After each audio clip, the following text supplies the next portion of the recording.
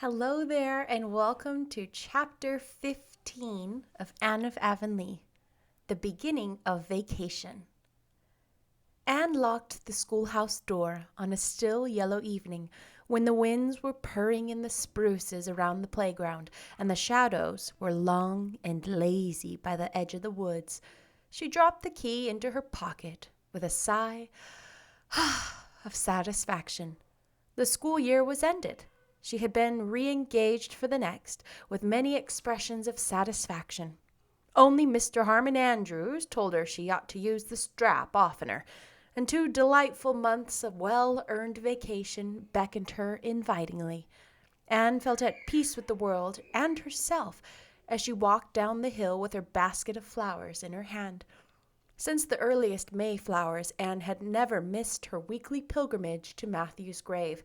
Everyone else in Avonlea, except Marilla, had already forgotten quiet, shy, unimportant Matthew Cuthbert, but his memory was still green in Anne's heart, and always would be. She could never forget the kind old man who had been the first to give her love and sympathy that she starved for in childhood and craved. At the foot of the hill, a boy was waiting on the fence of the shadow of the spruces, a boy with big, dreamy eyes and a beautiful, sensitive face. He swung down and joined Anne, smiling, but there were traces of tears on his cheek. "Thought I'd wait for you, teacher, because I knew you were going to the graveyard," he said, slipping his hand into hers. "I'm going there, too. I'm taking this bouquet of geraniums to put on Grandma Irving's grave for Grandma. And look, teacher, I'm going to put this bunch of white roses next to Grandpa's grave in memory of little Mother, because I can't go to her grave to put it there. But don't you think she'll know all about it just the same?" "Yes, I'm sure she will, Paul. You see, teacher, it's just 3 years today since my little mother died.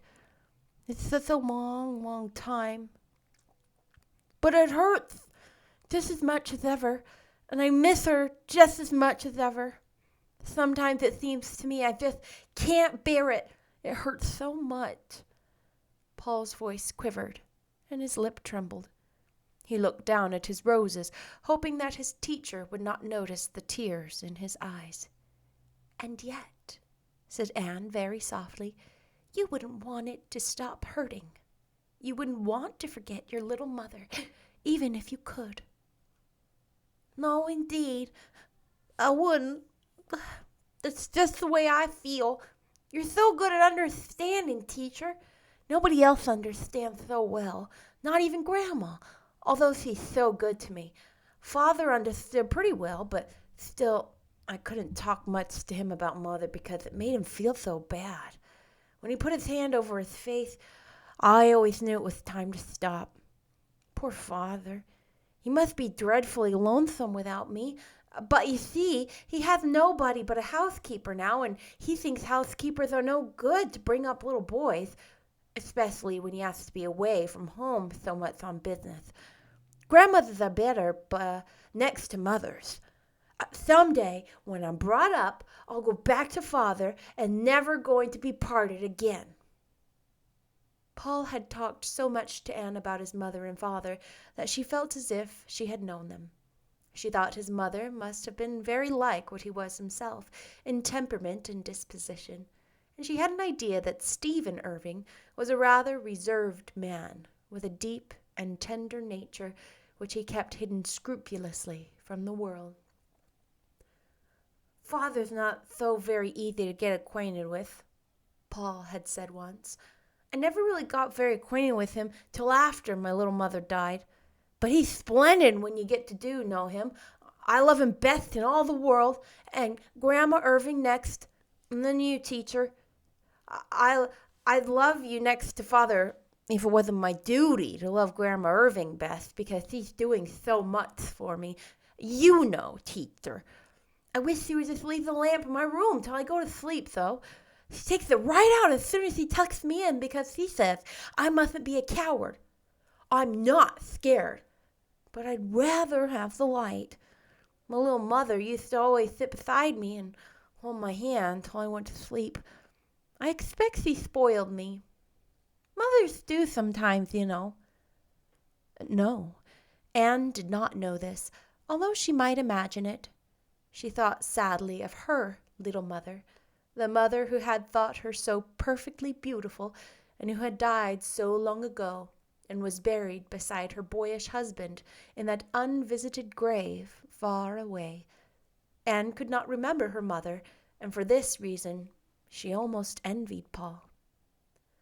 "My birthday is next week," said Paul, as they walked up the long red hill, basking in the June sunshine. "And Father wrote me that he's sending me something that he thinks I'll like better than anything else he could send. I believe it has come already, for Grandma is keeping the bookcase drawer locked, and that is something new. And when I asked her why, she just looked mysterious and said, 'Little boys mustn't be too curious.' It's very exciting to have a birthday, isn't it? I'll be 11. You'd never think it to look at me, would you? Grandma says I'm very small for my age, and that it's all because I don't eat enough porridge. I do my very best, but Grandma gives such generous platefuls. There's nothing mean about Grandma, I can tell you. Ever since you and I had that talk about praying going home from Sunday school that day, teacher, when you said we ought to pray about all our difficulties, I've prayed every night that God would give me enough grace to enable me to eat every little bite of porridge in the mornings. But I've never been able to do it yet. And whether it's because I have too little grace or too much porridge, I really can't decide. Grandma says Father was brought up on porridge, and it certainly did work well in his case, for you ought to see the shoulders he had. But sometimes," concluded Paul with a sigh and meditative air, "I really think porridge will be the death of me." Anne permitted herself a smile, since Paul was not looking at her. All Avonlea knew that old Mrs. Irving was bringing up her grandson in accordance with the good, old-fashioned methods of diet and morals. "Let us not hope, dear," she said cheerfully. "How are your rock people coming on? Does the oldest twin still continue to behave himself?" "He has to," said Paul emphatically. "He knows I won't associate with him if he doesn't. He is really full of wickedness, I think." "And has Nora found out about the Golden Lady yet?" "No, but I think she suspects. I'm almost sure she watched me the last time I went to the cave. I don't mind if she finds out. It's only for her sake that I don't want her to, so that her feelings won't be hurt. But if she is determined to have her feelings hurt, it can't be helped." "If I were to go to the shore some night with you, do you think I could see your rock people too?" Paul shook his head gravely. "No, I don't think you could see my rock people. I'm the only person who can see them. But you can see rock people of your own. You're one of the kind that can. We're both that kind. You know, teacher," he added, squeezing her hand chummily. "Isn't it splendid to be that kind, teacher?" "Splendid," Anne agreed, gray eyes shining, looking down onto the blue shining ones. Anne and Paul both knew how fair the realm imagination opens to the view, and both knew the way to that happy land. There the rose of joy bloomed immortal by dale and stream. Clouds never darkened the sunny sky.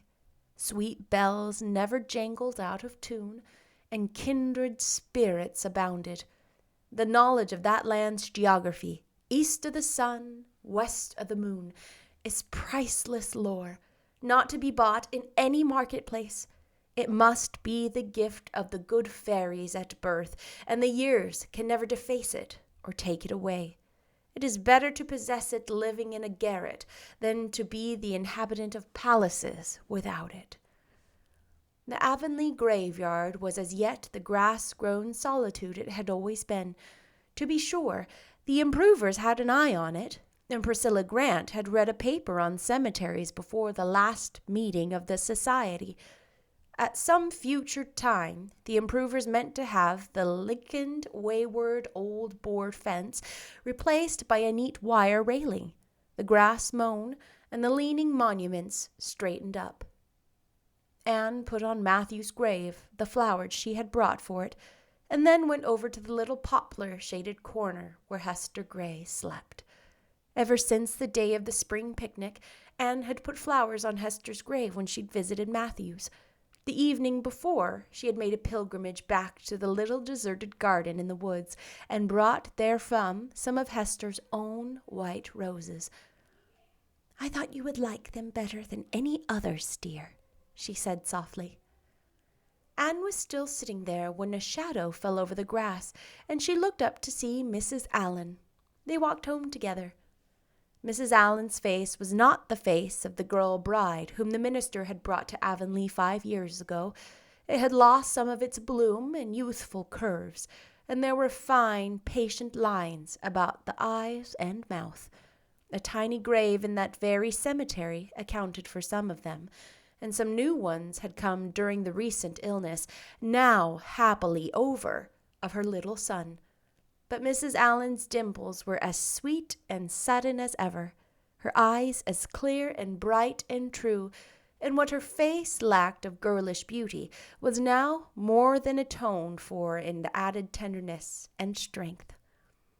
"I suppose you're looking forward to your vacation, Anne?" she said, as they left the graveyard. Anne nodded.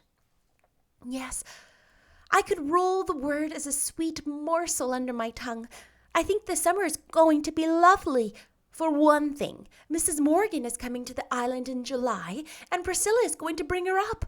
I feel one of my old thrills at this very thought." "I hope you will have a good time, Anne. You've worked very hard this past year, and you have succeeded."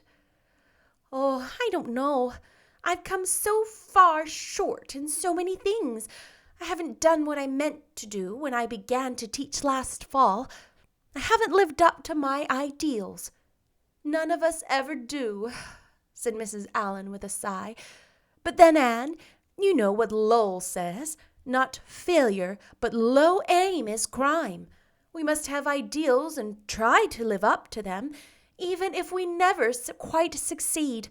Life would be a sorry business without them. With them, it's great and grand. Hold fast to your ideals, Anne." "I shall try, but I have to let go of some of my most treasured theories," said Anne, laughing a little.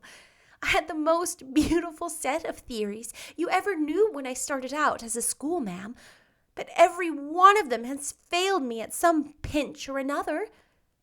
"Even the theory on corporal punishment," teased Mrs. Allen, but Anne flushed. "I shall never forgive myself for whipping Anthony." "Nonsense, dear. He deserved it, and it agreed with him. You have had no trouble with him since, and he has come to think there's nobody like you. Your kindness won his love after the idea that a girl was no good was rooted out of his stubborn mind. He may have deserved it, but that is not the point. If I had calmly and deliberately decided to whip him because I thought it was a just punishment for him, I would not feel over it as I do. But the truth is, Mrs. Allen, that I just flew into a temper and whipped him because of that. I wasn't thinking whether it was just or unjust. Even if he hadn't deserved it, I would have done the same thing. That is what humiliates me." "Well, we all make mistakes, dear, so just put it behind you. We should regret our mistakes and learn from them, but never carry them forward into the future with us. There goes Gilbert Blythe on his wheel, home from his vacation too, I suppose. How are you and he getting along with your studies?" "Pretty well. We plan to finish up the Virgil tonight. There are only 20 lines to do. Then we are not going to study any more until September." "Do you think you will ever get to college?" "Oh, I don't know." Anne looked dreamily afar to the opal-tinted horizon.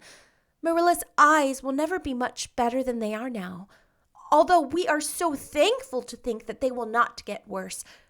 And then there are the twins. Somehow I don't believe their uncle will ever really send for them.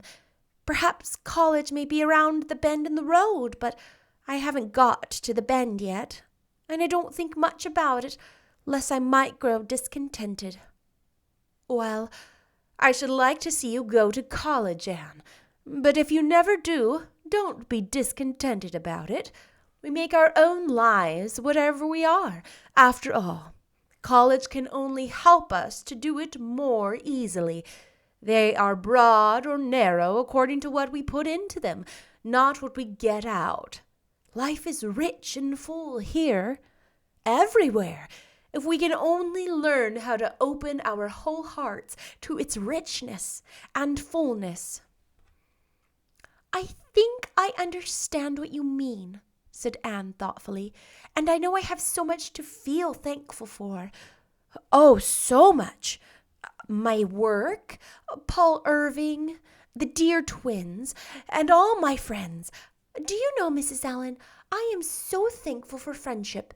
It seems life is so beautiful because of it.